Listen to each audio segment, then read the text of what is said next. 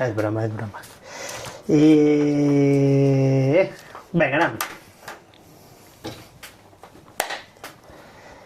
Bienvenidos a un nuevo episodio de Café con el Deporte. Hoy tenemos la presencia de Irati Matas. También vamos a hablar mucho sobre nutrición, sobre psicología. Vamos a conocer un poquito también su pasado deportivo y también vamos a dar a conocer lo que serían enfermedades raras que ella misma padece y que creo que es una parte bastante importante a conocer. Así que, Irati, bienvenida. Gracias. Lo primero, para quien no te conozca, vamos a saber quién eres. ¿Quién es Irati? Pues Irati tiene varias caras. Venga. Mucha gente la conoce como la que corre, o la De que acuerdo. hace triatlón, Eso. o la que hace trail. Pero también hay una vida profesional, como puede ser que soy nutricionista y soy psicóloga, entre otras cosas que tengo. Vale. Otras salidas profesionales. Y nada, actualmente pues no estoy tan centrada en el deporte, pero sí que es parte de mi vida. Vale. Y vamos a decirlo ahora mismo, entonces, ¿a qué te dedicas principalmente ahora mismo? Actualmente me dedico a la nutrición, a Vale. la psicología, sobre todo a la psicología en trastornos de la conducta alimentaria y deportiva. ¿De acuerdo? Y hace unos meses he empezado a ser docente de UNIR, de la universidad. De acuerdo, muy bien. ¿Y cómo nace tu interés tanto para la nutrición como para la psicología? Y sobre todo deportivo, ¿no? Si no me equivoco, estás más enfocada a la parte Sí. deportiva. De la nutrición sí que estoy más enfocada al área deportiva, pero sobre todo trastornos de la conducta alimentaria, y nace pues desde bien joven. He estado vinculada al mundo del deporte. Vale. Y sobre todo cuando estaba estudiando fuera. Empecé con un equipo de triatlón De acuerdo. y iba con este equipo de triatlón y yo veía como unas necesidades de que está pasando algo, ¿no? Un ciclista que salía sin comer o se enfocaba mucho en el físico sin importarle el rendimiento. Así que con el estudio de nutrición que estaba haciendo, que desde siempre me ha encantado cocinar y eso me impulsó a estudiar nutrición, pues me impulsó a hacer ese máster de trastornos de la conducta alimentaria. Y a partir de ahí estaban las prácticas y veía que necesitaba algo más. Vale. Que no me bastaba con un máster y con la carrera de nutrición. Entonces ya empecé a estudiar psicología De acuerdo. y desde ahí empecé a estudiar varios másteres en psicología para especializarme y poder ayudar a la gente.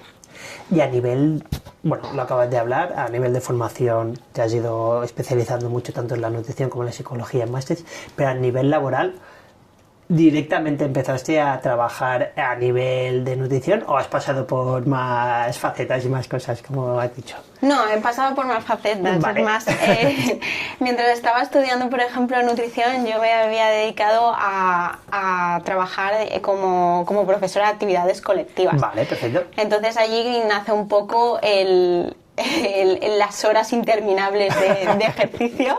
Vale. Y claro, pues me pongo a hacer triatlón y para mí es lo mismo, porque daba 7-8 horas de clase en el gimnasio y al final me tenía que pagar la carrera, tenía que hacer algo. Y entonces ya doy el salto al triatlón y nada, porque tenía muy buena resistencia, pues enseguida me pongo en el triatlón a competir a nivel de España. Vale. Y tuve la suerte que había un equipo en Alicante que estaba en tercera, porque el triatlón va por ligas. De acuerdo. Estaba en tercera y querían, o sea, su objetivo era llegar a primera, ascender a primera. Entonces, en 2 años llegamos a primera y he tenido la suerte de competir con los mejores en el campeonato en todos los campeonatos de España. Y desde allí, pues, cada vez veía que me gustaba mucho cómo era la nutrición, cómo era la psicología, pero también detectaba todos esos problemas, como sobre todo en mujeres, pero en hombres también hay, vale. de los trastornos de la conducta alimentaria. Y siempre pensaba, pues si en un momento yo no puedo seguir haciendo esto, quiero seguir vinculada en este mundo. Vale. Y bueno, me imagino que empezarías de nutricionista o así, o cómo diste el salto a tomártelo como parte de tu presencia laboral, lo máximo, lo que es ahora mismo tu carrera de nutricionista y psicóloga? ¿En qué momento haces el cambio de decir, esto ya es lo mío y me vuelvo profesional? Acabo los estudios porque la verdad que yo soy una persona que si no tienes esos estudios considero que no hay que ejercer. Muy bien. ¿No? Porque hablaremos de eso. Sí. Entonces yo acabo mis estudios de nutrición y evidentemente todos los compañeros con los que entrenaban, pues ya me sale una cartera de clientes bastante buena. Vale. Y a partir de allí también van saliendo la problemática de los trastornos de la conducta alimentaria porque me voy especializando en ello. Y ese fue un poco el inicio de cómo empecé a trabajar de nutricionista. Y veía poco a poco que los pacientes que venían de nutrición no solo querían nutrición. Claro. Quizás te hablaban 10 minutos de nutrición y toda la otra hora de psicología. Entonces dije, necesito estudiar esa psicología. Y nada, empecé y me especialicé también en psicología deportiva porque no solo es el que como o cómo enfrento la carrera o cómo estoy en casa, sino es el conjunto. Si un pilar no está bien, todos los otros se van desmontando. Totalmente. Bueno, hablemos un poquito también del deporte. Nos has comentado, estuviste en un equipo de triatlón, pero siempre has estado vinculada en deportes de resistencia. ¿Qué amalgama de deportes has ido haciendo un poquito? Sí, o sea, prácticamente he estado vinculada en los deportes de resistencia, aunque yo odiaba correr. Ah, bueno, curioso. De pequeña yo odiaba correr, hasta que yo hacía baloncesto, ¿vale? Y por mi altura. Vale. No digo nada.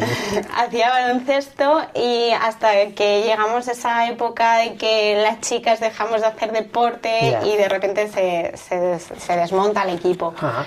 Entonces yo me pongo a correr y me gusta, me empieza a gustar y llega una carrera, mi hermano me apunta y de repente gano. Sin yo casi haber corrido ni nada. Vale. Y nada, pues empiezo un poco a correr. Sí que es verdad que antes de iniciar el triatlón, trabajaba con las actividades colectivas como profe y hacía CrossFit. Vale. Pero nada, 2 años de CrossFit y vi que tampoco era lo mío. Entonces ya me enfoco en triatlón sin saber ir en bici, no sabía ir en bici. Vale. Y me enfoco en el triatlón y a los 2 meses de empezar a ir en bici me voy a un campeonato de España. Ah, mira. Sí. Y pues bueno, estoy con el triatlón hasta más o menos el 2022, que es cuando, en el 2021 me empiezan a diagnosticar enfermedades raras que no saben. Yo salgo a entrenar y tengo muchos dolores, veo que salgo con la bici y vuelvo y orino sangre, estoy encima de la bici y las piernas no me responden, o estoy corriendo y me empieza un dolor muy, muy grande. Mi día a día estar sentada en una silla tampoco puedo, tengo que estar sentada en un fútbol, entonces veo que algo no va bien. Vale. Pues ya empieza mi vida de médicos.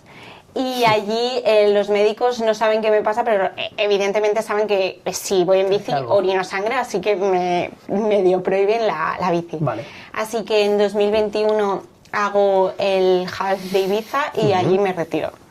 Me retiro del triatlón y bueno, y como siempre digo, si no es un foco es otro, pues digo, vamos a probar a correr solo y me centro en carreras de montaña, me centro en carrera a pie y en la natación, dejando totalmente al lado la bici. Vale.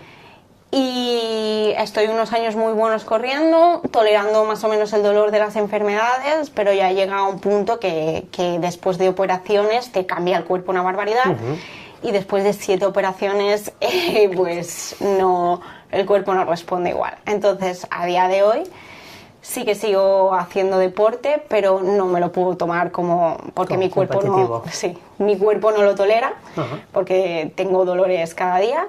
Así que hago pues según pueda y sobre todo hacer deporte sí, porque en una de las operaciones, por el ser deportista, me salvó. Así Vale. que el deporte es sagrado para mí. Me imagino que a nivel cardíaco así puede ser, o... Sí, lo que pasó que una de las enfermedades que tengo, me pusieron un stent, Vale. porque es una compresión en la ilíaca, y ese stent me lo pusieron en la ilíaca y migró al corazón. Entonces me tuvieron que hacer una operación cardíaca y porque hubo la casualidad de que, pues que mi corazón estaba perfecto, era un corazón de deportista, sobreviví. Pero si no, no hubiese sobrevivido. Sí, pues sí, si quieres solamente podríamos conocer un poquito cuáles son esas enfermedades y a nivel pequeñito explicarnos en qué te afectan o en qué te afectaban o así. Claro. Pues, por ejemplo, la primera que me diagnostican es el síndrome del cascanueces, Vale. porque todos son enfermedades raras que, pues, intervienen en las compresiones nerviosas o de ligamentos. Vale. Nerviosas no, perdón, de arterias o de venas Vale. o ligamentos. De acuerdo. Entonces, la primera que me diagnostican es el síndrome del cascanueces, que, como dice la palabra, pues es una compresión renal con aorta. Vale. Entonces se Joder. pinza la renal y el riñón pues no puede sacar la sangre suficiente. Por eso orinaba sangre, porque la posición de la bici no invita a que haya una buena circulación. De acuerdo. Vale. Entonces, cuando tienes una, tienes varias. Joder, viene acompañada. Sí, entonces luego yo estoy en la bici y ya me empiezan a doler las piernas o estoy corriendo y no tengo la pierna izquierda, porque esto me pasa todo en el lado izquierdo. De acuerdo. Pues en ese lado izquierdo ya empiezo a notar cosas extrañas. Y es que resulta que tengo otro síndrome, que es el síndrome del May-Turner, que May-Turner, este síndrome es que la ilíaca se pinza con la columna, digamos. Vale. Entonces, sí que me baja la sangre, pero no vuelve al corazón. Entonces, cuanto más me aumenta el pulso, es más dificultoso el bombeo, digamos. Entonces, se me encapsula toda la sangre en las varices pélvicas que tengo en la barriga. Así que yo estoy corriendo, yo puedo estar corriendo y de repente notar que la pierna no la noto. Hostias. Porque como que se te acorcha y la barriga se te empieza a expander de las varices. Vale. Entonces es una sensación bastante desagradable. Joder. Y luego la última enfermedad que tengo y que me diagnostican, y ahora es la que más guerra me está dando, es el síndrome del ligamento arcuato, que es un ligamento que está pinzado, ¿vale?, por el tronco celíaco, que es quien manda toda la sangre al sistema digestivo, y pinza un poco el diafragma. ¿Qué pasa? ¿En qué lo noto? Pues que me dan... Corriendo, por ejemplo, lo que noto es que si ese día tengo más inflamación por lo que sea, o porque hay un cambio de temperatura, o porque ya me ha dado un episodio de dolor, porque me dan episodios de dolor, yo voy corriendo y me dan ganas de vomitar. Entonces no puedo coger aire ni nada, porque está totalmente pinzado. En el día a día, ¿estas enfermedades me afectan? Sí, como he comentado. Sí, Estar ahora sentada estarás jodida, me imagino. Mira. puedo estar sentada en una silla 1 hora, pero luego si tengo que estar sentada en una silla, pues tengo que estar en una fitball o tengo un escritorio elevable. Vale. Así que ya es, pues esto adaptarse. Adaptaciones. Sí. Luego, otras cosas que me suceden, pues no puedo ir en bici, tengo mucho dolor. El tumbarme en la cama también me produce mucho dolor. Así que, pues bueno, cosas diarias de mi vida, no puedo llevar pantalones que sean ajustados, tampoco puedo. Así que poco a poco ir viendo qué puedo hacer. O sea, siempre es, no puedo hacer esto, no, yo me enfoqué más en qué puedo hacer. Vale. Y a partir de ahí, pues ver mi abanico de posibilidades. Jolines. Y, bueno, hubo un momento en el cual estuviste conviviendo mucho tiempo con esas enfermedades, haciendo deporte y sin conocerlas, pero en el momento que te diagnostican, ¿qué se te pasa por la cabeza? Y sobre todo también en la parte deportiva.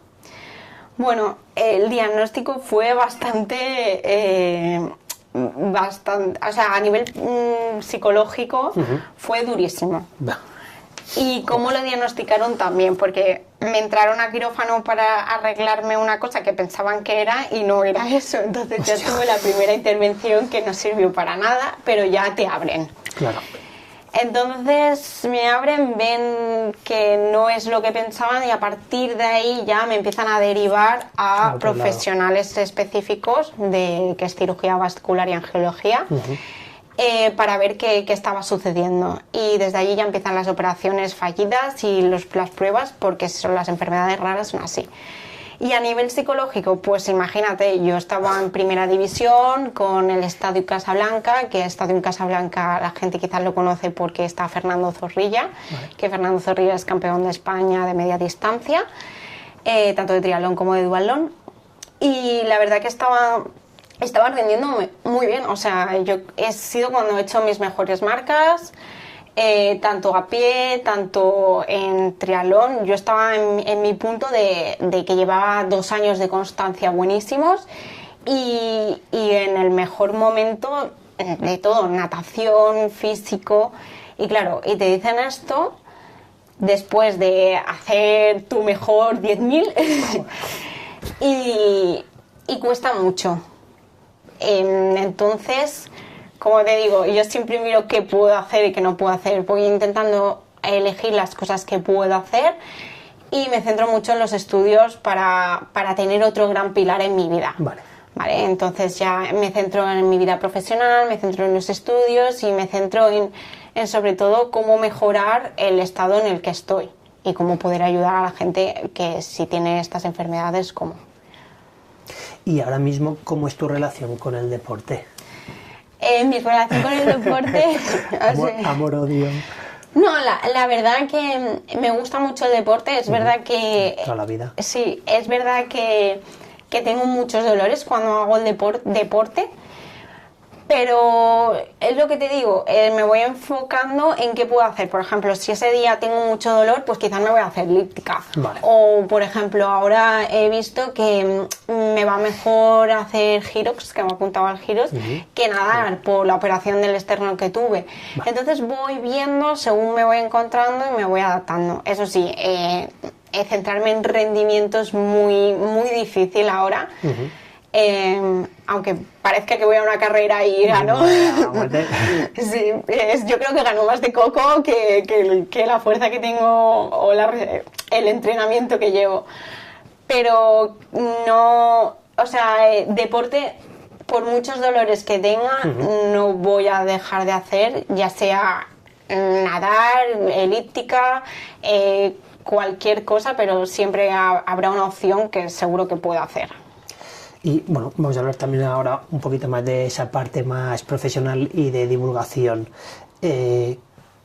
Nos lo habías comentado un poquito de que venían tus pacientes, venían a hablarte sobre nutrición, pero luego estaba toda la parte de psicología. ¿Eso es lo que te hizo el decir, ostras, estoy falta, para decirlo de una manera, de esa parte de psicología? ¿O es que tú siempre has tenido también mucho interés en lo que sería también la nutrición, la psicología, así durante tu carrera también a nivel deportivo? A ver, como dice mi madre, soy un cul ramena. Vale, perfecto. O sea, soy una persona muy curiosa y muy inquieta.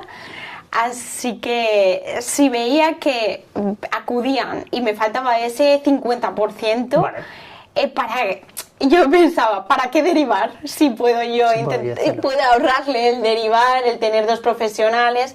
Entonces sí que dije, bueno, voy a estudiar psicología. Es más, cuando estaba haciendo el máster de trastornos de la conducta alimentaria, vale, lo hice en la Universidad Europea.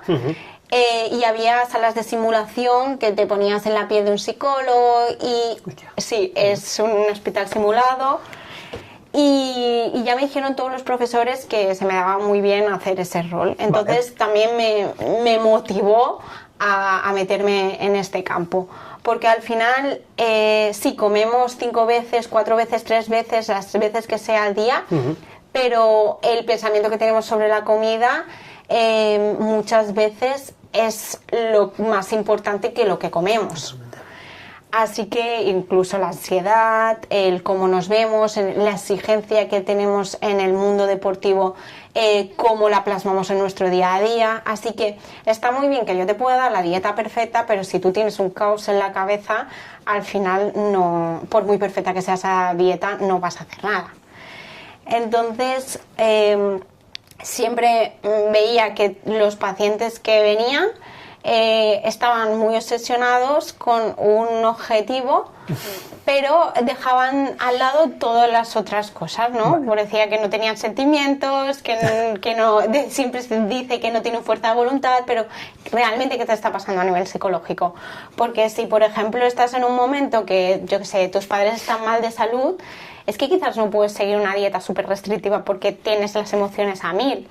Así que, y sobre todo lo de las dietas restrictivas, yo no me gusta nada trabajar con eso. Es más, yo nunca digo que hacemos una dieta, sino que vamos a empezar un nuevo estilo de vida. Vale. Algo que tú puedas, algo que sea sostenible para tu día a día, porque no me sirve de nada hacer 2 semanas de dieta y luego que esté en la nevera de decoración. Lo que queremos es que tú adquieras un hábito y sobre todo que se haga parte de ti. Vale. Y que nada, no puedes tampoco hacer una alimentación perfecta porque no existe la perfección.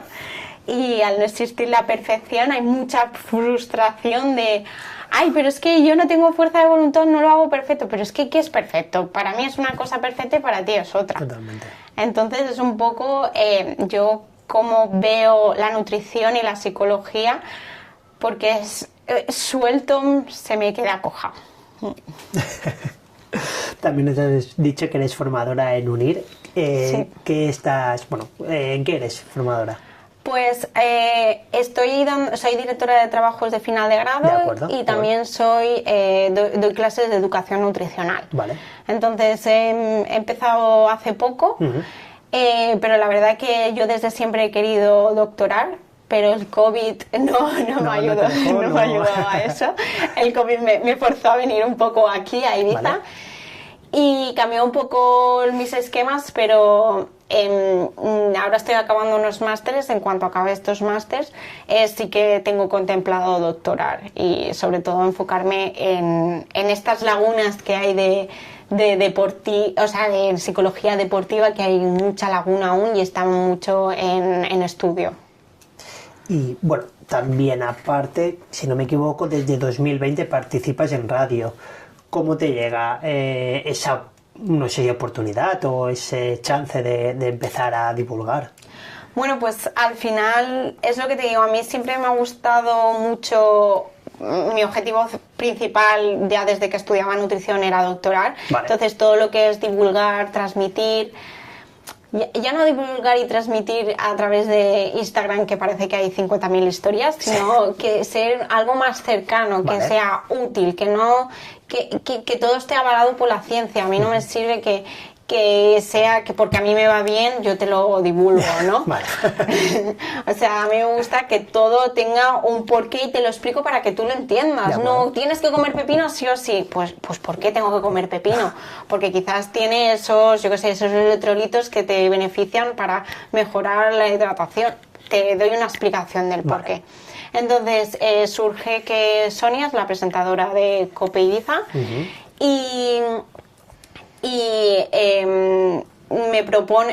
me comenta que en 2020, después de la pandemia, pues hay una preocupación muy grande por toda la salud, el deporte, ¿no? El boom.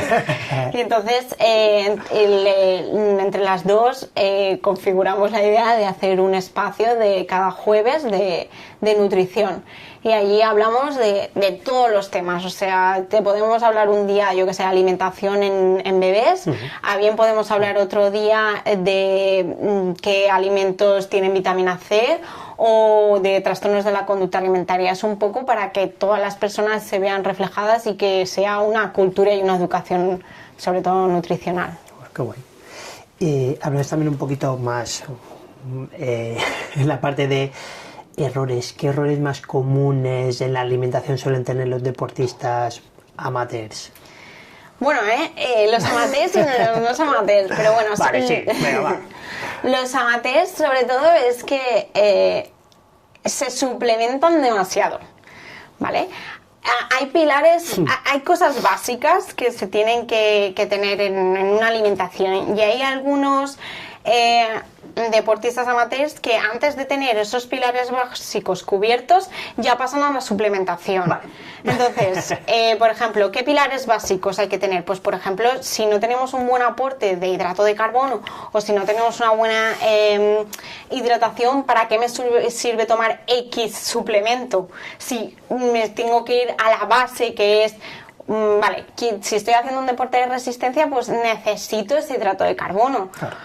Entonces, lo primero de todo, yo creo que hay demasiada suplementación porque se puede adquirir por otras vías. Y encima, esa demasiada suplementación tampoco se la toman en los puntos que se los tienen que tomar. O sea, la dosis no es a veces ni la indicada. Eso por un lado. Y por otro lado, los hidratos de carbono es terrible la fobia que hay. Vale. O con la ingesta de hidratos de carbono durante el ejercicio tampoco es la adecuada. Vale. Tenemos la suerte que desde hace unos años el ciclismo parece que está cambiando un poco todos estos patrones, ¿sí? Porque si vamos atrás, en la época del Contador, por ejemplo, era horrible. O sea, era cuanto menos comieses, mejor, ¿no? Y ahora estamos viendo que ves a los ciclistas en un tour o una vuelta que no paran de comer. Entonces, al menos vamos a plasmar eso. Y otra cosa súper errónea de los deportistas es querer estar siempre definidos. O sea, tú no puedes estar todo el año definido, no puedes estar en déficit todo el año, no puedes estar todo el año rajado, no puedes. O sea, tanto mujeres como hombres, mujeres porque al final si hay una menorrea, que es una ausencia de regla, pues ya es un indicativo de que algo no va bien. No es un indicativo de rendimiento, ojo, que hace muchos años, y actualmente tú vas a ginecólogos y muchas veces te dicen no pasa nada, es porque hacen mucho deporte. No, es porque se está manifestando algo que no está sucediendo, ya sea bien mucho estrés, bajo una deficiencia energética, bajo el hierro, algo está pasando. Entonces es súper importante que un deportista amateur tener claro que el deporte es su hobby, no es su vida. Entonces no nos tenemos que llevar la vida con ello. ¿Y cuál es el mito nutricional que más te molesta escuchar o que aún está muy en boca? Bueno, pues mira, uno de mis TFMs que estaba como arte quería intentar ese mito descartarlo, es estar fino. Para rendir, estar fino. ¿Vale? Pero yo en mi TFM me enfoqué mucho en hombres, porque parece que en mujeres es súper evidente de que ausencia de regla, amenorrea, y hay un problema, pero en hombres, ¿cuál es el límite? Claro. Porque no hay ningún indicativo, para decirlo así, no sí, sea que sean cosas subjetivas. Claro, si te haces una analítica, sí que a veces sale o no, a veces no sale, porque cuando hay una anorexia o un problema de alimentación tarda mucho tiempo a veces en salir en analítica.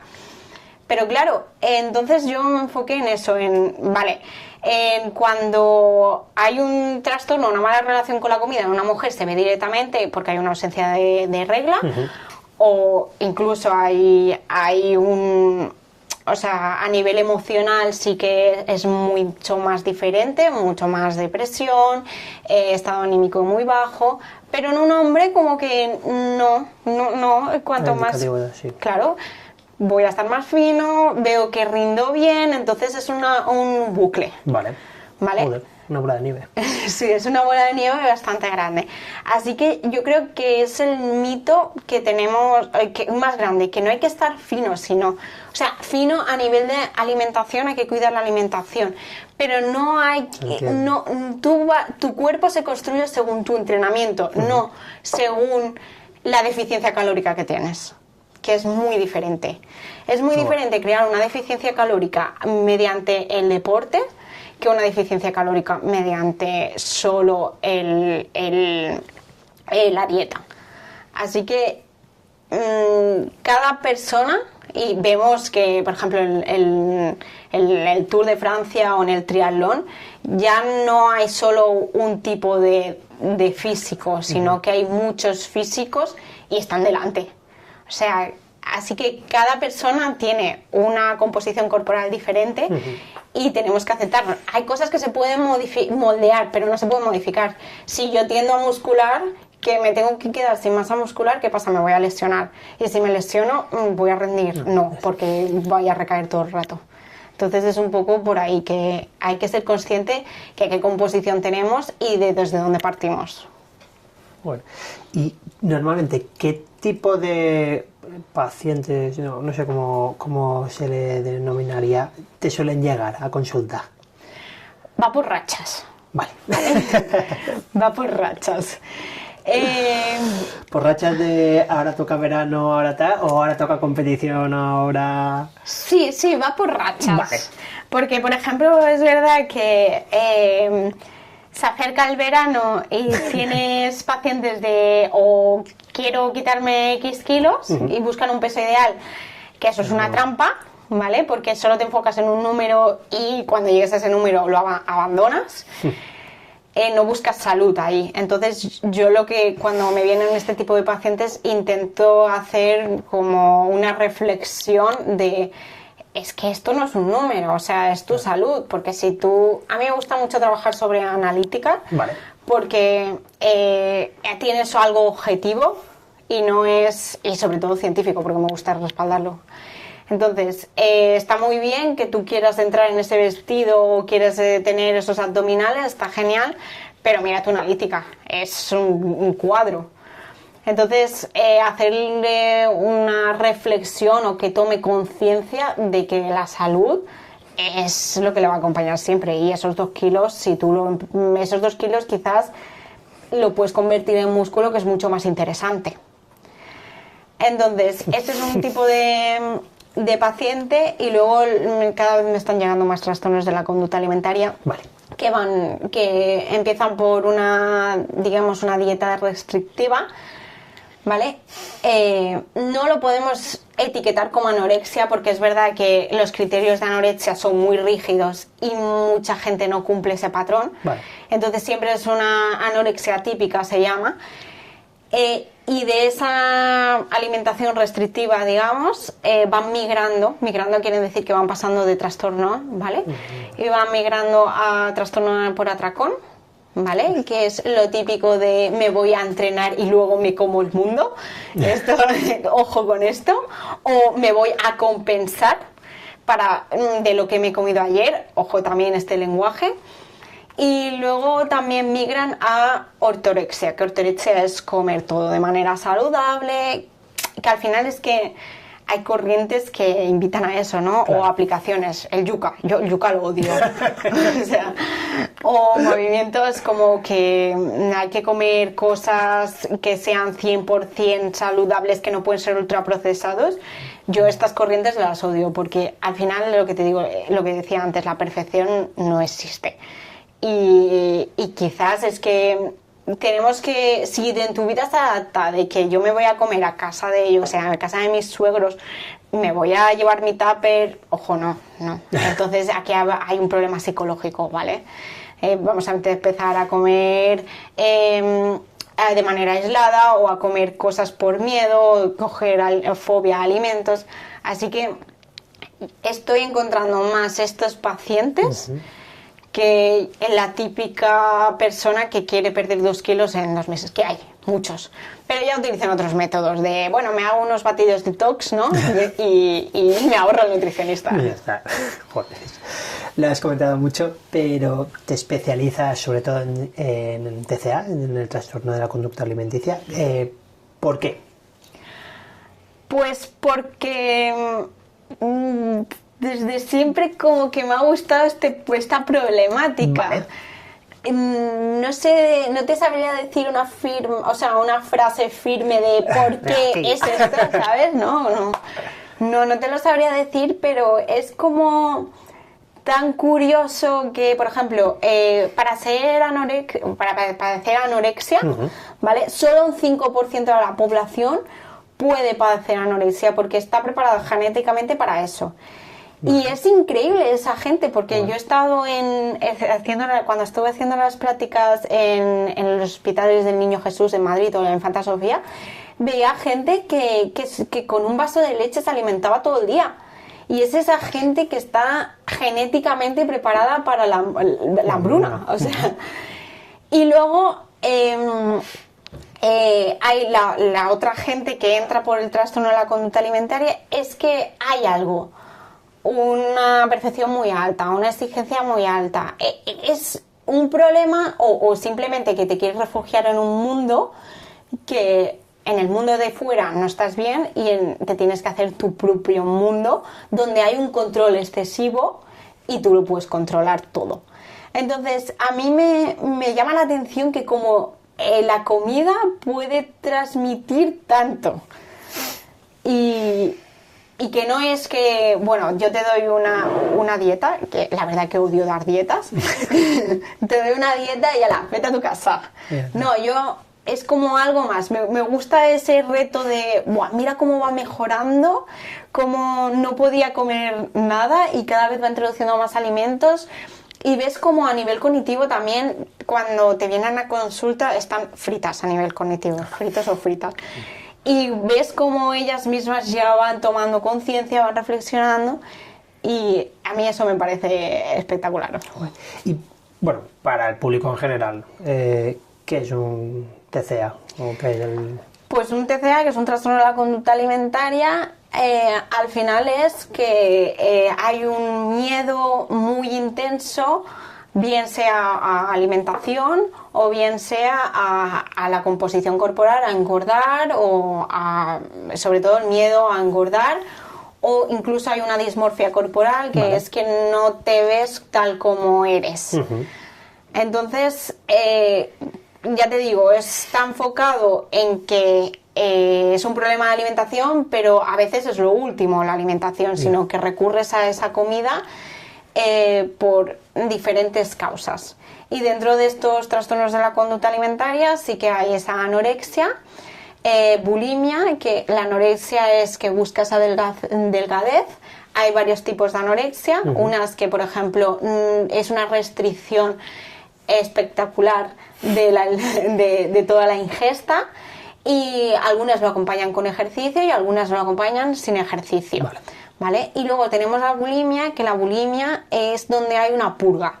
Una purga ya sea por medio de vómito, por medio de laxantes o por medio de cualquier otro, porque hay 50.000 cosas. O sea, hay veces que dices, ¿pero cómo? ¿Cómo? Eso no existe, de verdad. Sí.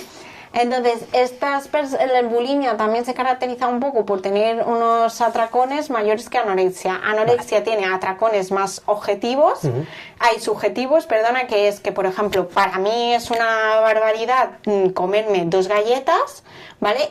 O sea, eso es anorexia, un atracón de una anorexia, ¿vale? Que para mí es una barbaridad tomarme 2 galletas, pero tú dices, ¿pero cómo va a ser un atracón 2 galletas, ¿sabes?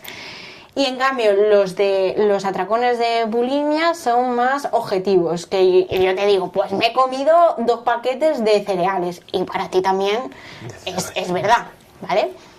Y luego tenemos el trastorno por atracón, que últimamente está siendo muy frecuente, que hace que tienes un atracón pero no haces nada, solo te sientes culpable. O sea, no hay ninguna purga, no hay ninguna compensación, no hay nada. Únicamente te sientes culpable y ya está. Que esto se asemejará de, pues es que tengo mucha ansiedad y de repente empiezas a comer súper rápido en un periodo de tiempo muy corto.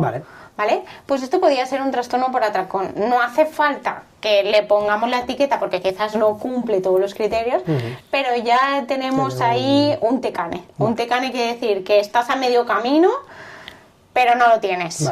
¿Vale? Y eso es muy peligroso, estar a medio camino, porque normalizas conductas. ¿Y cuál sería la primera señal de decir no estoy teniendo una buena relación con la alimentación o con con mi imagen corporal? ¿O cuáles serían las primeras señales que te dirían, ostras, necesito un especialista o necesito un profesional para que me ayude? Pues una de las primeras cosas que te salta es un pensamiento continuo en comida, que estás continuamente pensando en comida, ¿vale? Te levantas y ya piensas, bueno, que voy a desayunar, o desayunas y ya estás pensando en que voy a comer, y así, estás haciendo cualquier cosa del trabajo y ya estás pensando en lo que tienes que comer. Sería una de las principales causas de que no me deja al día a día ese pensamiento. Otra es que tengas un malestar a la hora de comer o después de comer, que sientas culpa. Si sientes culpa es que no hay una buena relación con la comida. Vale. Otra es que de repente hagas unos ayunos muy prolongados para compensar los atracones subjetivos, ¿vale? O lo que me he pasado.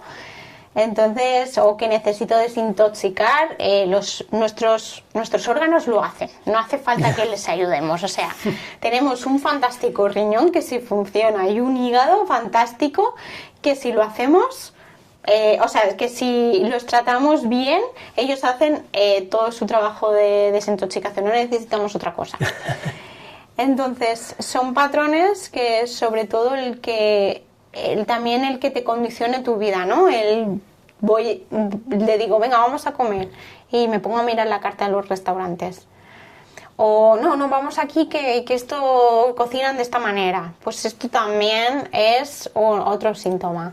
O el querer controlar absolutamente todo, que solo te puedes cocinar tú, que no te puede cocinar tu madre, o que no puedes comer ciertos alimentos porque tengas tus normas.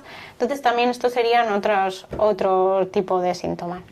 Pero lo que se está viendo muchísimo ahora es lo de comer alimentos que sean naturales, o sea, que no haya nada de ultraprocesado, porque si no, siento culpa. Y lo de la compensación y el ayuno. Lo de compensación y el ayuno, sobre todo después de las Navidades, es horrible. Es espantoso. ¿Y qué deberían vigilar tanto, bueno, ahora hablando de deporte, de entrenadores, como también las familias, pues, de jóvenes deportistas? Que al final me imagino que hay deportes en los cuales, pues, la nutrición, como has dicho, es imprescindible, pero claro, que a veces tu imagen o la percepción o la relación con la comida, pues, puede ser un poquito compleja, y más en esas edades tempranas. Sí, a ver, soy una persona que si no poseo ese estudio, vale, no recomiendo. Me parece muy bien. Más que nada, si no poseo, me refiero a, yo aunque gane carreras, o aunque haya tenido la vida deportiva que haya tenido, nunca te entrenaré. O sea, nunca. Porque mi experiencia no sustituye la ciencia. De acuerdo, muy bien. ¿Vale? Entonces, si tú eres un entrenador y estás recomendando nutrición sin tener ningún título de nutrición por tu experiencia o por un paper que hayas leído, te falta toda la base. O sea, yo podría entrenar a alguna persona, pues sí, porque con toda la información, o con toda la, digamos, la educación de entrenamiento que tengo con mi entrenador, que ha sido siempre Javier Magallón, que es, bueno, que tiene también, es como yo, que tiene 50.000 másters, que tiene no sé carreras, pues he aprendido mucho. Pero yo entrenaría a alguien, no, nunca. O sea, nunca. Es como si no eres cardiólogo harías una operación de corazón, no, ¿vale? Pues es esto. Entonces, si un entrenador ya pasa la barrera de recomendarte o meterte con el cuerpo, ya es que tienes que derivar, tienes que saber derivar, tienes que saber dónde está tu límite. Entonces, yo, todas esas personas, sobre todo esos niños que están en momento de desarrollo, que su cuerpo está cambiando una barbaridad, hay que centrarse en que tengan una costumbre del deporte, que sea parte de su vida una cultura de esfuerzo, pero en ningún momento buscar una composición corporal increíble, ni buscar una exigencia que le coma.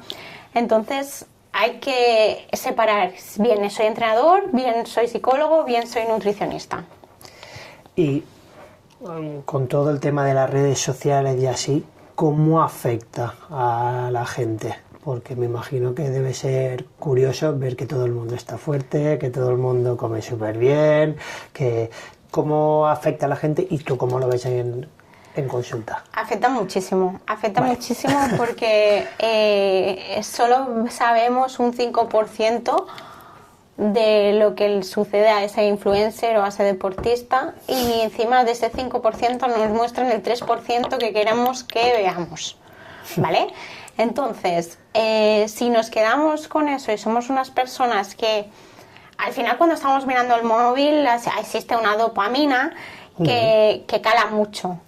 Y si ya tenemos una baja autoestima, que cada vez es más normal, o si tenemos un autoconcepto no definido, que cuando somos jóvenes es lo que pasa, que como vamos a base de experiencias, pues un día nos gusta el verde y otro día nos gusta el azul, ¿vale? Entonces, una red social puede fulminar totalmente nuestra autoestima.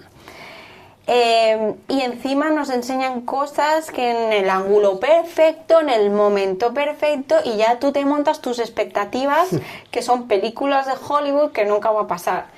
¿Y qué pasa? Que yo qué sé, si yo me imagino ir a...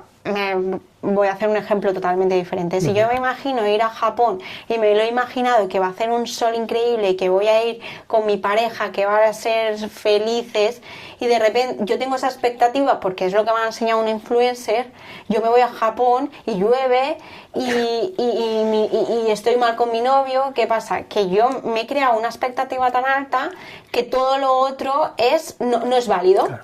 O sea, aunque incluso si hubiese sido el plan que tú hubieses planeado, como ya lo has planeado con una expectativa tan alta, ya igualmente no es válido. Entonces las redes solo lo que hacen es estimularnos demasiado y crearnos un vacío muy grande, porque nada será igual como lo que vemos en Instagram o en las redes sociales. Totalmente. Antes no lo habías comentado, pero estás sufriendo mucho intrusismo a nivel laboral en lo que serían tus facetas. Sí, muchísimo. Vale. Aparte de que estoy sufriendo el intrusismo que hay en Instagram, estoy sufriendo también la moda de los Ozempic. Hostia. Sí, la moda de los Ozempic es terrible. Sí. ¿Vale? Porque al final, ¿qué quiere la gente? ¿Lo puedes explicar un poquito qué es el Ozempic, cuáles son sus resultados y por qué lo está utilizando la gente? El Ozempic es una medicación que al principio surge como una medicación para gente que tiene diabetes, pero ven que sí, sirve para diabetes, pero de repente baja. O sea, bajas de peso. ¿Por qué bajas de peso? Porque al final tenemos unas hormonas que regulan el hambre y la saciedad, que son la leptina y la grelina. Pues esta medicación del Ozempic lo que hace es atrapar la leptina y la grelina y no sientes ni padeces. O sea, no tienes ni hambre ni no hambre. Entonces, al no tener ni hambre ni no hambre, pues te da igual. Y cada vez, pues yo me conformo con esto, con un vaso de agua, o me conformo con un kiwi, ya está. Y para ti podrías pasar el día con el kiwi, pero no es porque tenga algo psicológico, sino porque tienes atrapadas esa grelina y esa leptina, esa hambre y saciedad, y sobre todo la tienes muy, muy atrapada al hambre, más que la saciedad, y puedes pasar todo el tiempo. Esta medicación va aumentando la dosis. Hasta más o menos es aconsejable entre 6 y 8 meses. ¿Qué pasa? Es una medicación muy nueva, hay muy pocos estudios y no se sabe qué va a pasar en el futuro. Claro. No tenemos ni idea. Pero a la gente, pues a veces por buscar ese peso ideal que no existe, pues opta por este tipo de medicación, porque al final si tú estás en tu casa y no te afecta tu día a día, y es más, te ahorras en la compra, que con lo cara que está bien te viene, pues es una alternativa que se está aplicando mucho hoy en día. ¿Qué pasa? Que a los 6 meses, 8 meses de dejar esta medicación, casi el 70% de la población vuelve a su peso inicial, incluso más, porque de repente te dejas de tomar esta medicación y se libera esas dos hormonas y tienes un hambre que te quieres comer el mundo. Aparte de, a nivel analítico, la deficiencia nutricional que has sido, pues una anemia increíble, vitaminas por los suelos, el colesterol desregulado. Bueno, entonces ¿Interesa? Bueno, a ver, si tienes una obesidad mórbida, sí. Claro. Porque hay que empezar por algo. Y si no puede, porque cuando hay una obesidad, porque la obesidad es un problema. O sea, es un problema psicológico igual que un trastorno de la conducta alimentaria. Más que nada porque tiene una dismorfia, pero en vez de verse gordos, se ven, las proporciones las ven también con una dismorfia. O sea, por ejemplo, yo te digo, yo tengo una pizza así, y yo diría, ¡buah, vaya pizza que tengo! Y él te diría, me he comido una pizzita. Todo lo hacen con diminutivos, sí. Entonces es una dismorfia diferente. Así que si tenemos una obesidad mórbida, sí que sería recomendable esto Ozempic. ¿Vale? Porque hay que empezar con algo. Claro, totalmente. ¿Vale? Entonces tenemos que regular o atrapar esas hormonas porque si no, no empezamos. Pero si no tenemos ningún tipo de enfermedad, sería lo bueno, pues poco a poco ir intentando mejorar nuestra alimentación y poco a poco, sobre todo, buscar un movimiento. Un movimiento, ya no digo un ejercicio específico. Totalmente. Porque quizás está de moda correr, pero no a todo el mundo le gusta correr. Claro, entonces quizás hasta que tú empiezas a caminar o a nadar y encuentras lo que te gusta, pasa tiempo. Pues al principio solo muévete. Ponte un objetivo realista y haz un tipo de movimiento, el que tú quieras.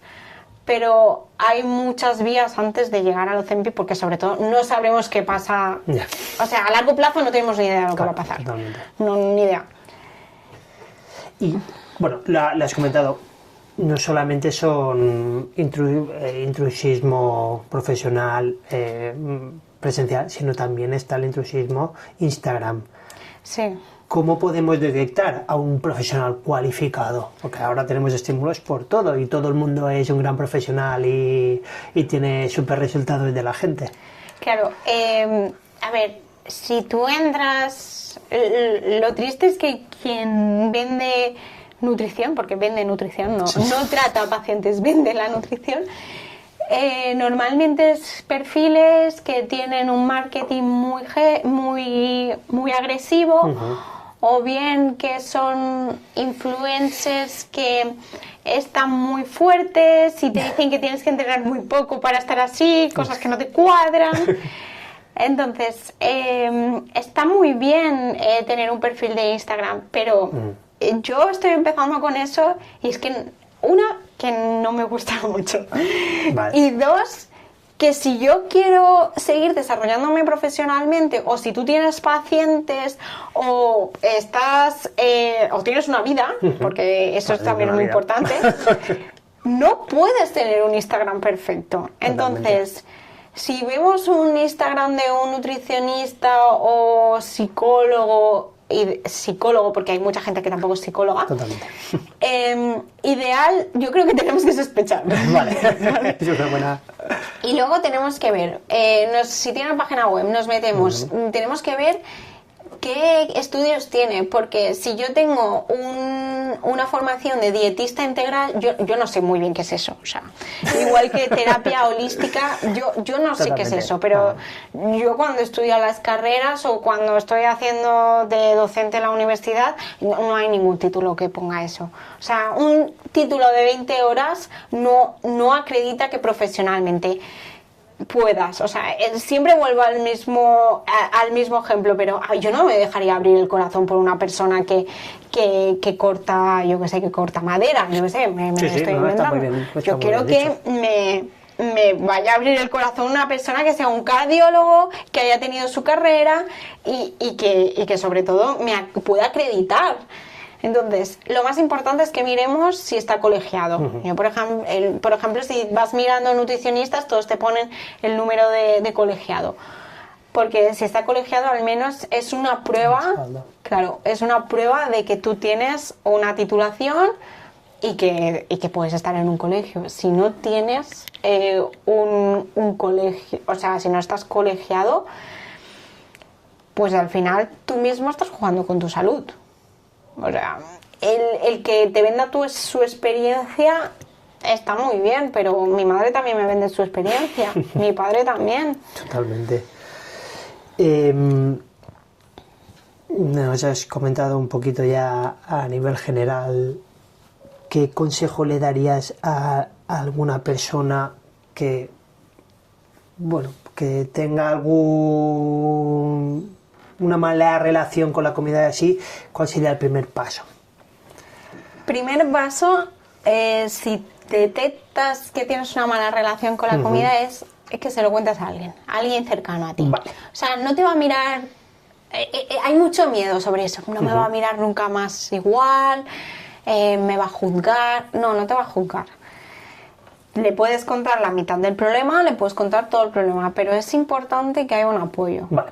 ¿Vale? Porque él sabe, o él o ella, ahora me estoy poniendo en una situación de que es una pareja y la chica tiene una mala relación con la comida. El chico sabe que le pasa algo, ¿vale? Porque te cambia el humor, empiezas a hacer conductas raras. No es la persona de inicio, ¿vale? O no es una persona que digas, uy, está bien, ¿no? Entonces es importante que le confiese o al menos le transmita su problema. Y a partir de ahí es mucho más fácil, porque el problema ya, solo por contarlo, baja un 10% el problema. Y a partir de ahí tienes una persona cómplice con la que puedes empezar a trabajar, puedes empezar a hablar de ciertas cosas que te preocupan, o incluso puede ayudarte a abrir ciertas esferas que tenías miedo, ¿vale?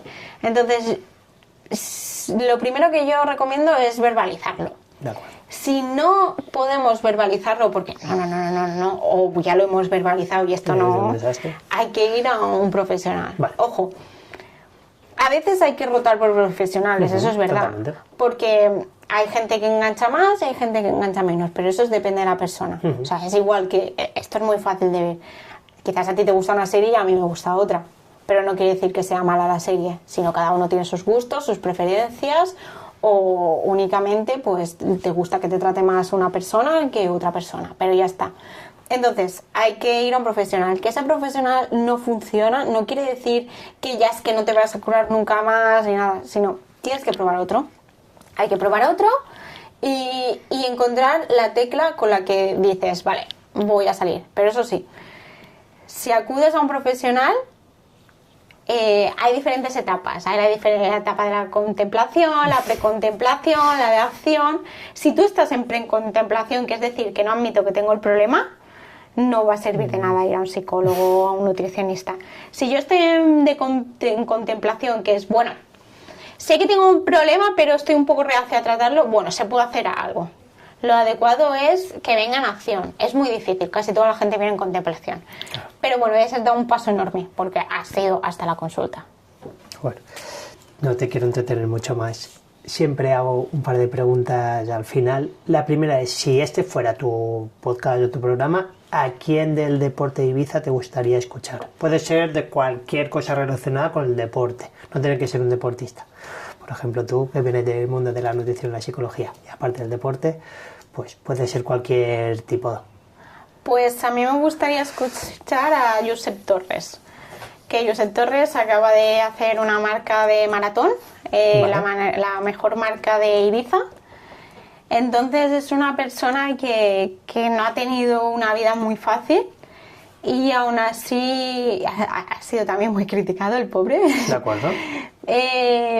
Criticado porque no se sabe realmente su vida, pero no lo ha tenido nada fácil y aún así sigue peleando siempre y está ahí, demostrando que vale una barbaridad, sin recursos sin nada. Apuntado. Y ya siempre al final siempre dejo un espacio abierto que, bueno, sirve un poquito para todo, para dar un mensaje final, para pedir, para agradecer. Aquí ya es el último marrón que te dejo. Vale, pues bueno, quiero agradecerte a ti que me hayas invitado y que le hayamos puesto voz a por ejemplo, los trastornos de la conducta alimentaria y un poco hacer, bueno, nombrar las enfermedades raras estas, que son palabrejas complejas. Y sugerir, pues mira, yo yo entrenaba fuera, yo entrenaba en un equipo de triatlón fuera, y para mí había unas instalaciones que estaban muy bien, se pueden asemejar a las de aquí, pero lo que más me gustaba de las instalaciones es que tú podías ir a entrenar un sábado, un domingo por la tarde, y aquí no puedes. Entonces, es una cosa que todos los triatletas, todos los que les gusta el deporte un poco más de rendimiento, echan en falta, porque todos tenemos trabajo o todos tenemos vida, y justamente el domingo, que quizás es el momento que tienes más tiempo, tienes todas las instalaciones cerradas, o los días de vacaciones tienes más tiempo, el de Navidad, y es increíble, es que no puedes ir, por ejemplo, a nadar a ninguna piscina. Entonces, si hubiese un centro privado que compensase, estaría muy bien, pero como no hay, pues es una cosa que yo me llevo quejando desde el 2020 que regresé aquí, que falta como un poco de ayuda en ese aspecto, en instalaciones. ¿Qué haces un domingo? Y si te diluvia, te pilla una alerta, ¿qué haces? Es que en bici, cuidado. También porque los arcenes están un poco chuchurreos. Luego, a correr también, pues depende del tiempo que haga, puedes ser valiente y al día siguiente estar destrozado. Pues si pudiera ir al menos a un sitio donde hacer gimnasio, nadar o a ver una cinta, pues facilitaría el camino de mucha gente, y sobre todo al final lo que buscamos es salud, y los domingos la gente tiene más tiempo, entonces hay que buscar esa salud. Pues Irati, muchísimas gracias. También no quería entretenerte mucho más, que ya llevamos un buen ratito. Y también agradecer al Ayuntamiento de Ibiza, que bueno, gracias a ellos puedo tener a toda esta gente de que tenemos en Ibiza relacionada con el deporte, que somos mucho más, y que bueno, que tenemos la suerte también de contar con grandes profesionales de aquí. Así que Irati, muchas gracias. Gracias a ti.